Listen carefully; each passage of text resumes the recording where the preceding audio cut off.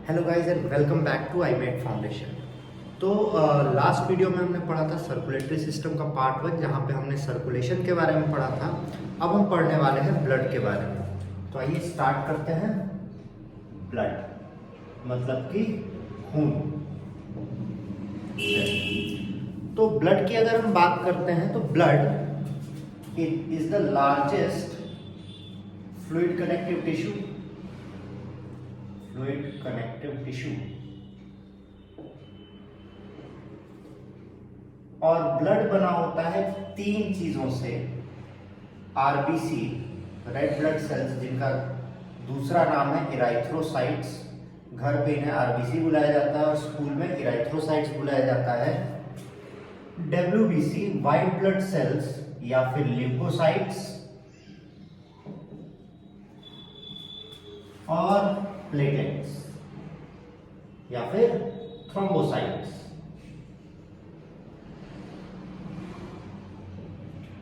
तो आरबीसी की अगर हम बात करें तो आरबीसी रेड इन कलर होता है।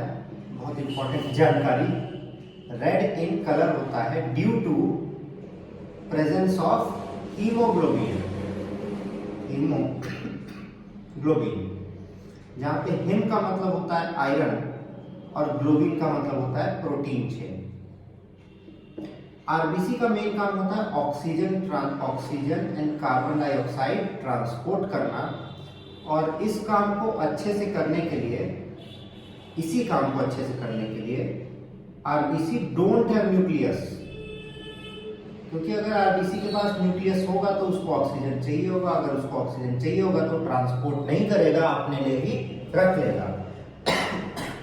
और आरबीसी जो होता है वो बाइकॉन्केव इन शेप होता है।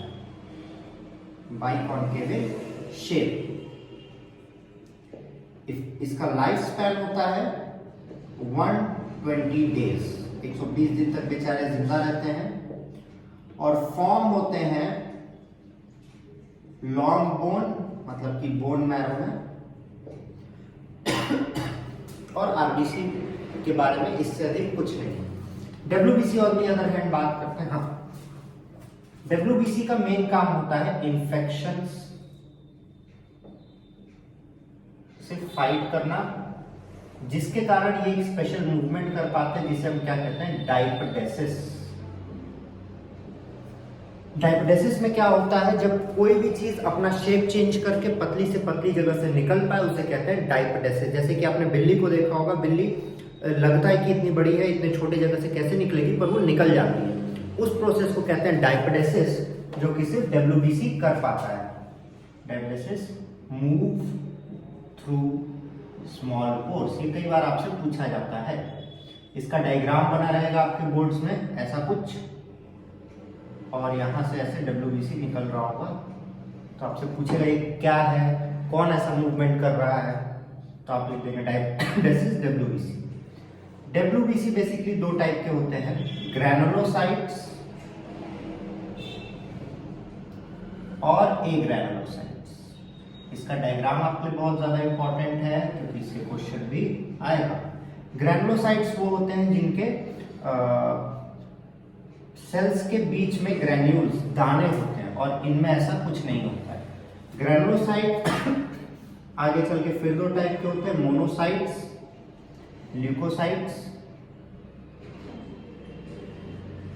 जबकि एग्रैनुलोसाइट्स होते हैं बेसोफिल्स, इओसिनोफिल्स एंड न्यूट्रोफिल्स। तो बच्चों, इसमें जो आपके लिए सबसे इंपॉर्टेंट है वो मोनोसाइट्स और न्यूट्रोफिल्स है। क्योंकि मोनोसाइट्स और न्यूट्रोफिल का जो फंक्शन होता है वो होता है फैगोसिटिक। ये फैगोसिटिक ही सबसे बड़ा फंक्शन होता है डब्ल्यूबीसी का। फैगोसिटिक का मतलब क्या होता है मैं यहां बताता हूं।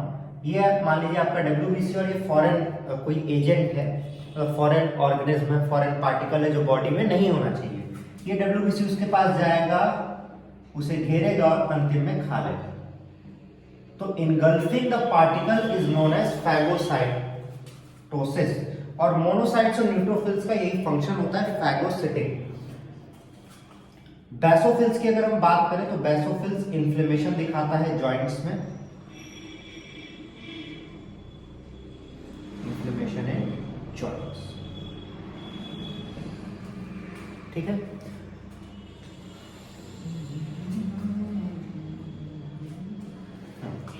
अब अगर बात करें इसके लाइफ स्पैन की, तो इसका लाइफ स्पैन होता है 1 वीक से 10 डेज। ये सब मरते कहाँ है जाके? स्प्लीन में। इसके बाद जो लास्ट आता है बट नॉट द लीस्ट, बहुत ही जरूरी है भाई साहब, दैट इज थ्रोम्बोसाइट्स और प्लेटलेट्स। इनका सबसे इंपॉर्टेंट फंक्शन होता है clotting. The function is clotting. अगर ये नहीं रहेंगे तो क्लॉटिंग आपकी ब्लड में नहीं होगी। क्लॉटिंग नहीं होगी तो फिर आपको तिरई का पिज्जा बांटना पड़ जाएगा। चलिए ठीक है। अब थ्रोम्बोसाइट्स की बात करते हैं तो जनरली ये ब्लड में इनएक्टिव कंडीशंस में रहते हैं, जिस कंडीशन को कहते हैं प्रोथ्रोम्बिन। जैसे ही हमें चोट लगती है तो हमें क्या मिलता है? कैल्शियम आयन मिलता है। कैल्शियम आयन के प्रेजेंस में प्रोथ्रोम्बिन थ्रोम्बिन में कन्वर्ट हो जाता है, ठीक है। प्रोथ्रोम्बिन एक्टिव थ्रोम्बिन में कन्वर्ट हो जाता है in the presence of air, sorry. और जैसे ये थ्रोम्बिन में कन्वर्ट हो जाता है एयर एंड कैल्शियम आयन के प्रेजेंस में, थ्रोम्बिन के प्रेजेंस में फाइब्रिनोजेन जो होता है, फाइब्रिनोजेन इनएक्टिव थ्रेड, ये कन्वर्ट हो जाता है फाइब्रिन में। और ये फाइब्रिन थ्रेड जो होता है ये ऐसे मैश बना देता है, नेट बना देता है, जिसे हम लोग कहते हैं क्लॉटिंग। तो ब्लड के ये इंपॉर्टेंट कंपोनेंट्स होते हैं जो फंक्शन अलग अलग देते हैं। आई थिंक आपने या तो कॉपी कर लिया होगा या तो आपने स्क्रीनशॉट ले लिया होगा। अब हम ब्लड की बात करते हैं तो नेक्स्ट चीज आती है ब्लड ग्रुप।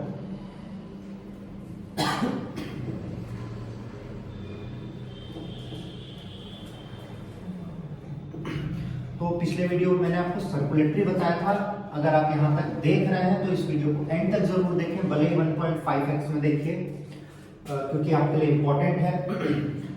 हर क्लास का, अगर आप क्लास 10th में है, क्लास 11th में है, सबके लिए एक प्लेलिस्ट बना रखी है बायो और केमिस्ट्री की। आप उस प्लेलिस्ट को जाके देख सकते हैं। चलिए आगे की बात करते हैं। तो आता है अगला टॉपिक, ब्लड ग्रुप।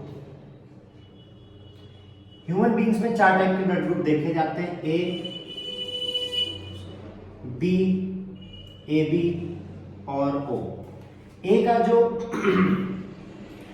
जो जीनोटाइप होता है, जो हम मानते हैं, वो हो सकता है आईए मतलब कि होमोजाइगस है, या तो IA and I. B on the other hand I भी आएगी जब ये होमोजाइगस होगा और हेट्रोजाइगस होगा। ए बी के केस में दोनों ए या फिर बी, ओ के केस में दोनों स्मॉल आई। अब जैसा कि आपको दिख रहा है इसके पास ए का ही वो है, ए का ही जीन्स है, तो ये रिसीव कर सकता है किससे, जिसके पास ए हो, मतलब ए बी से और ओ से। ये रिसीव कर सकता है बी से और ओ से। ये रिसीव कर सकता है ए बी से, ए से, बी से, और ओ तो रिसेसिव है, रिसेसिव का कोई केस ही नहीं है। बट जब ये रिसीव करेगा तो ये सिर्फ और सिर्फ ओ से रिसीव करेगा।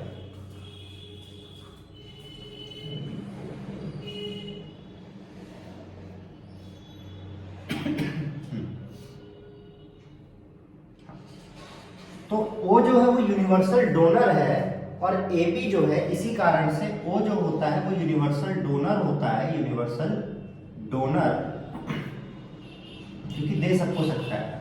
बट ए बी जो है वो यूनिवर्सल रेसिपिएंट है, सबसे ले सकता है, यूनिवर्सल रेसिपिएंट। अब एक नई चीज आती है जिसको कहते हैं आरएच फैक्टर। कई बार इसका क्वेश्चन पूछा गया है। आरएच फैक्टर जो है, रेसेस फैक्टर कहा जाता है इसको।